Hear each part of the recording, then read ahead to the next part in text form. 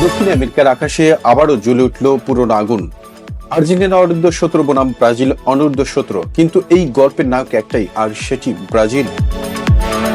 খেলার বাঁশি বাজার আগেই যেন উত্তেজনা ছড়িয়ে পড়েছিল মাঠ জুড়ে, কারণ যখন আর্জেন্টিনার ব্রাজিল মুখোমুখি হয়, সেটা আর শুধু একটা ম্যাচ থাকে না, হয়ে যায় আবেগ অহংকারের ইতিহাসের লড়াই। প্যারাগুয়ের সবুজ ঘাস শুরু থেকেই দাপট দেখাতে থাকে ব্রাজিল অনূর্ধ্ব 17। আর্জেন্টিনার তরুণরা যেন ছন্দ খুঁজে পাচ্ছিল না, আবার সেই সুযোগটাই কাজে লাগালো ব্রাজিলের তরুণ তারকা রিকেলমে। প্রথমার্ধেই দুবার জালে বল জড়িয়ে যেন আর্জেন্টিনার স্বপ্ন ভেঙে দিল।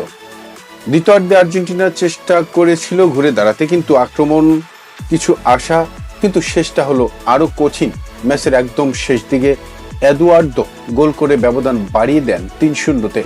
তখন যেন নিশ্চিত হয়ে যায় এই রাত ব্রাজিলের। কিন্তু গল্প এখানেই শেষ নয়।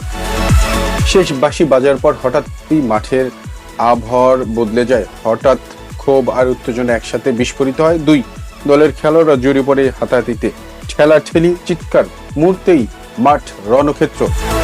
এই বিশৃঙ্খলার মধ্যে আর্জেন্টিনার তরুণ ডিফেন্ডার টোবিয়াস গোইতিয়াকে লাল কার্ড দেখান। মাঠে নিচু হয়ে মাথা নিচু করে বের হয়ে যায়, আর তার সঙ্গে শেষ হয়ে যায় পরের ম্যাচের খেলার স্বপ্ন। এই হারে বড় ধাক্কা খেয়েছে আর্জেন্টিনা অনূর্ধ্ব 17 দল। 6 পয়েন্ট নিয়ে তারা এখন টিকে আছে লড়াইয়ে, কিন্তু নিশ্চিত কিছু নয়। পেছনেই ঘাড়ে নিঃশ্বাস ফেলছে ভেনেজুয়েলা অনূর্ধ্ব 17 ও বলিভিয়া অনূর্ধ্ব 17 দল। অন্যদিকে এই জয়ের মধ্যে দিয়ে ব্রাজিল অনূর্ধ্ব 17 ইতিমধ্যে নিশ্চিত করেছে ফিফা অনূর্ধ্ব 17 ওয়ার্ল্ড কাপ 2026-এর টিকিট। এখন সব চোখ শেষ ম্যাচে। বলিভিয়ার বিপক্ষে লড়াইটা ঠিক করে দেবে আর্জেন্টিনার ভবিষ্যৎ। স্বপ্ন বাঁচবে নাকি থেমে যাবে এখানেই? কারণ ফুটবল শুধু খেলা নয়, এটা কখনো আনন্দের গল্প, আবার কখনো ভাঙা স্বপ্নের কাব্য।